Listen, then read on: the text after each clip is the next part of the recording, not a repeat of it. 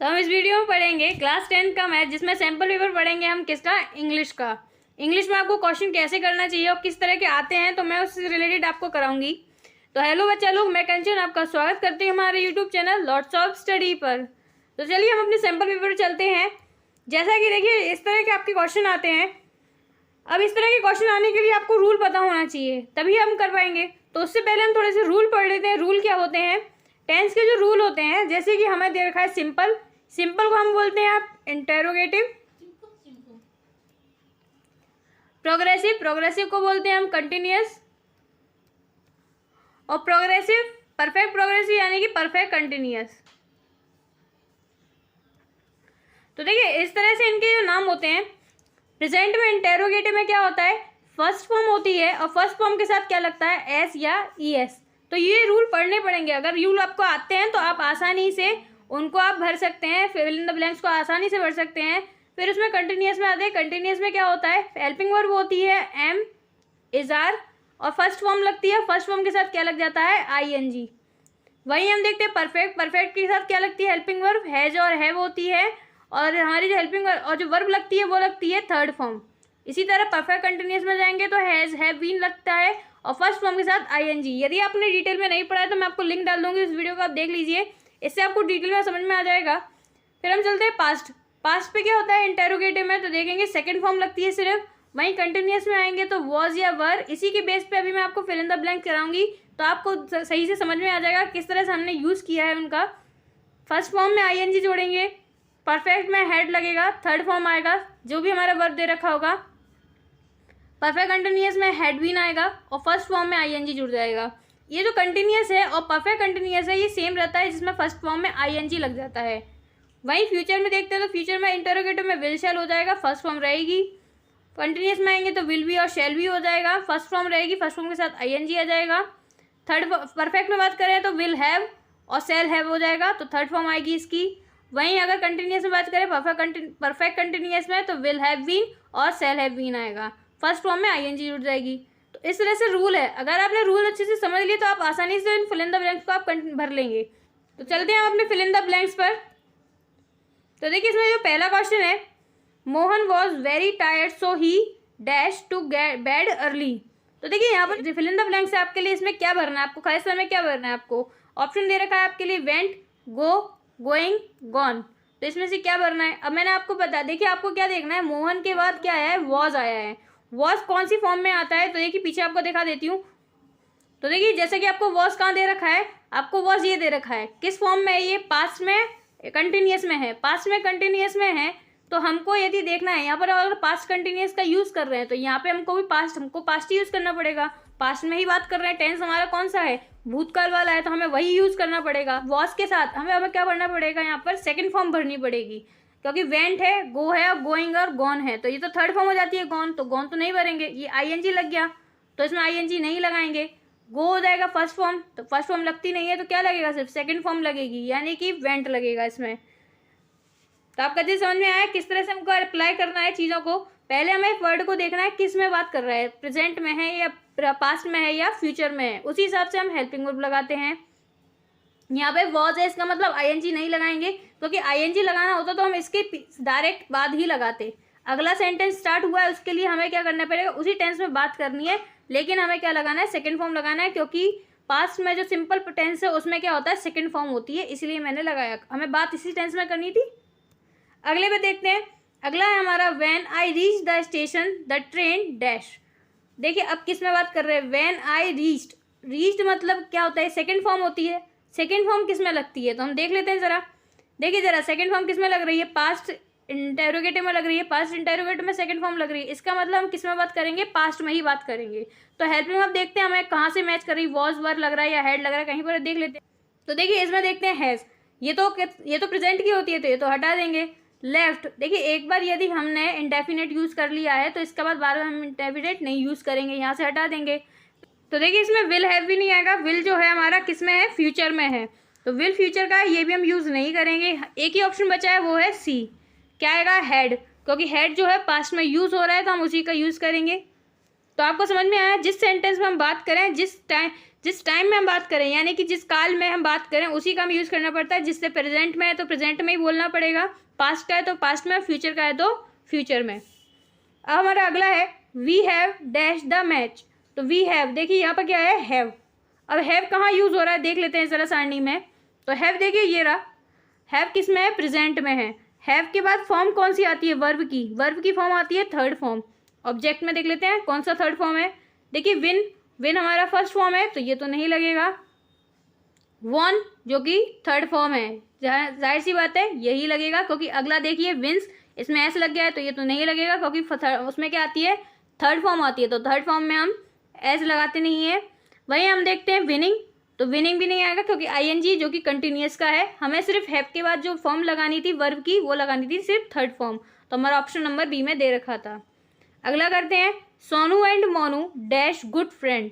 तो देखिए सोनू और मोनू, तो देखिए यहाँ पर जो इज दिया है, अब ये किसकी बात कर रहा है, ये प्रेजेंट कंटिन्यूअस की बात कर रहा है। Is are am present continuous का होता है। तो देखिए यहाँ पर हम कैसे गैस करेंगे, इज जो होता है वो किसके लिए लगाया जाता है, वो सिर्फ एक आदमी के लिए लगाया जाता है। वहीं हमने बोला एम, एम जो होता है वो सिर्फ किसके साथ यूज़ होता है, सिर्फ और सिर्फ आई के साथ यूज़ होता है। आर जो होता है वो एक से अधिक लोगों के लिए यूज़ होता है। तो यहाँ पर देखा सोनू और मोनू, कितने लोगों की बात कर रहे हैं, दो लोगों की बात कर रहे हैं। तो जाहिर सी बात है इसका आंसर कौन सा हो जाएगा, ऑप्शन नंबर सी हो जाएगा। वॉज हम लगाएंगे नहीं, क्योंकि वॉज किस टाइम की बातें कर रहा है। तो देखिए वॉज भी नहीं लगाएंगे। वॉज भी क्या होता है, एक आदमी के लिए लगाया जाता है। जो वर होता है वो एक से अधिक आदमी के लिए लगाया जाता है। तो देखिए यहाँ पर हमारा आंसर हो जाएगा सी। अगले पे चलते हैं। तो हमारा अगला है dash you run fast you can with the race. तो देखिए यहाँ पर आपको देखा है you run fast you can win the race. तो देखिए आपको यहाँ पर क्या यूज़ करना है। अब इसमें टेन से अलावा है, क्या करना चाहिए। तो देखिए यहाँ पर बोला है कैन, आप जीत सकते हैं रेस को यदि आप तेज भागें, तभी तो होता है। अगर आप तेज भागते हैं तो आप रेस को जीत सकते हैं। अब यदि, यानी यदि जो वर्ड होता है वो किसके लिए यूज़ होता है, इफ़ के लिए यूज़ होता है। इसीलिए इफ़ जो हो जाएगा इसका आंसर हो जाएगा। तो इसका यूज़ हो जाएगा इफ़। अनलेस यहाँ पे यूज़ नहीं करेंगे, क्योंकि अनलेस का मतलब होता है अगर आप नहीं भागे तो ऐसा हो जाएगा। तो इस तरह की बातें जब करते हैं तब हम अनलेस लगाते हैं। तो यहाँ पर हमें यूज़ करने की ज़रूरत नहीं है। अनटिल जब तक के लिए करते हैं तो ये हमें ज़रूरत नहीं है यहाँ पर। सिंस यानी कि कोई टाइम जो पीरियड होता है उसके बारे में बात करते हैं तब हम यहाँ सिंस लगाते हैं। तो देखिए टाइम वाली बात तो हम कर ही नहीं रहे यहाँ पर हम बस इतना बोल रहे हैं कि बात कर रहे हैं यदि आप रेस में तेज भागते हैं तो आप जीत जाएंगे। तो इससे हम सेंस बना सकते हैं। अगले पे चलते हैं।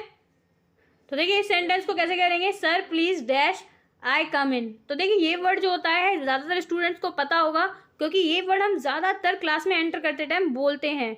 तो देखिए यहाँ पर क्या हो रहा है कि मैं अंदर आ सकता हूँ, कृपया मैं अंदर आ सकता हूँ। तो इस तरह से ये यूज़ करते हैं। तो आई के साथ क्या लगाते हैं हम, मैं।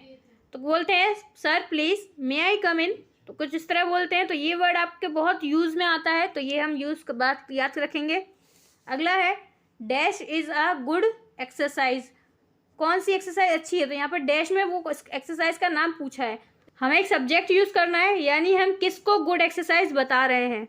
तो देखिए इसके साथ सेकंड फॉर्म आती नहीं है, एस भी नहीं आता, क्योंकि स्विम्स हो जाएगा तो ये नहीं लगेगा। स्विम हम बोलते नहीं हैं, क्योंकि जब हम किसी कार्य को बोलते हैं तो हम क्या बोलते हैं, स्विमिंग। इस तरह से हम वर्ड यूज़ करते हैं, स्विम यूज़ करते नहीं हैं हम यहाँ पर। तो एक ही ऑप्शन बचता है, वो होता है स्विमिंग।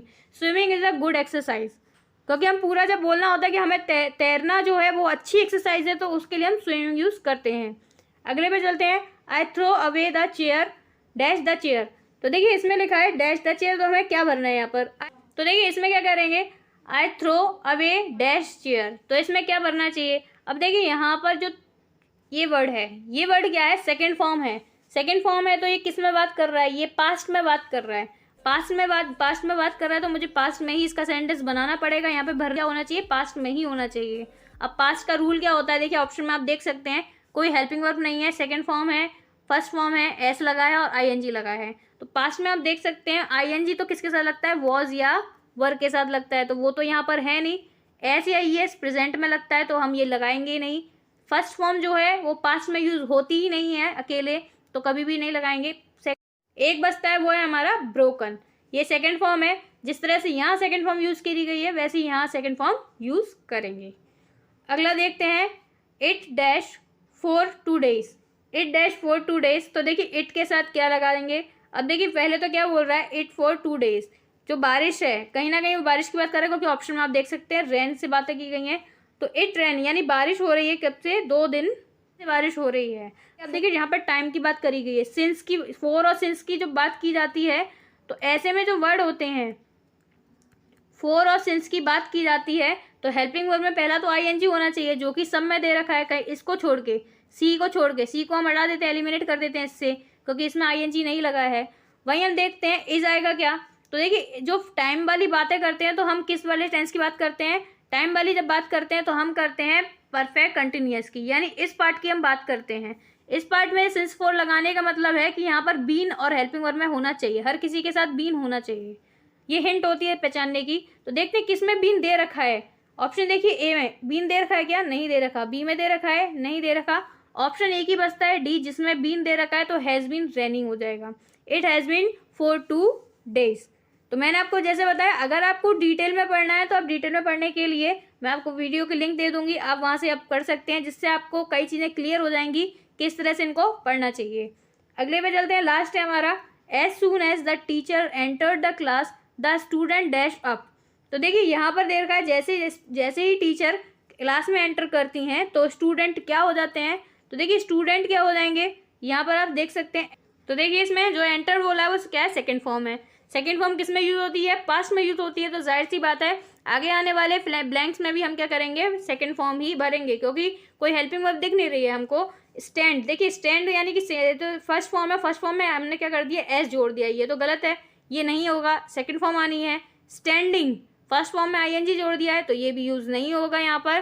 फिर आ जाते हैं डी, टू स्टैंड। देखिए यहाँ पर हमें कोई भी ऐसा वर्ड लगाने की अलग से ज़रूरत नहीं है, तो इसको भी हम नहीं यूज़ करेंगे। हम एक ही ऑप्शन बचता है, वो है सी, स्टूड अप। तो जैसे ही टीचर ने क्लास में एंटर किया सारे बच्चे खड़े हो गए। स्टूड जो है स्टैंड का सेकंड फॉर्म है, तो उसको हमने यूज़ किया। तो देखिए इस तरह मैंने आपको बताया, अगर आप रूल्स याद रखेंगे तो रूल से आपको काफ़ी हेल्प मिलती है। ये जो आपको रूल दे रखे हैं टेंस के जितने भी, इसको आप लिख लीजिए, जिससे आप रिवीजन करें इन चीज़ों का। आपको जो फिल इन द ब्लैंक्स आते हैं इन्हीं से बनते हुए आते हैं, कुछ आपके मॉडल से रिलेटेड भी आते हैं। तो मैं आपको कुछ सैम्पल पेपर कराऊंगी, जिससे आप वह भी कन्फ्यूजन क्लियर हो जाएगी। तो देखिए आज आपको अगर यदि क्वेश्चन समझ में आए हों, अच्छे से समझ में आए हों, तो चैनल को सब्सक्राइब करें, वीडियो को लाइक करें, ज़्यादा से ज़्यादा शेयर करें अपने दोस्तों के साथ। और जैसा कि मैंने बोला, अगर आपने नहीं देखी पिछली वीडियो तो आप जाकर देख सकते हैं, मैथ की भी मैंने डाली हुई है। इसी तरह ऑब्जेक्टिव टाइप में आप कैसे सॉल्व कर सकते हैं उनको। और देखिए ऑब्जेक्टिव टाइप जो क्वेश्चन होते हैं इंग्लिश में बहुत आते हैं, तो आप इनकी प्रैक्टिस ज़रूर कीजिए। जितनी अच्छी प्रैक्टिस होगी आप एग्जाम में उतनी ही अच्छे से एग्जाम में आंसर दे पाएंगे। और बाकी आपको इसकी लिंक मैं आपको डिस्क्रिप्शन में प्रोवाइड करा दूंगी, वहाँ से आप देख सकते हैं। बाकी आज के लिए धन्यवाद।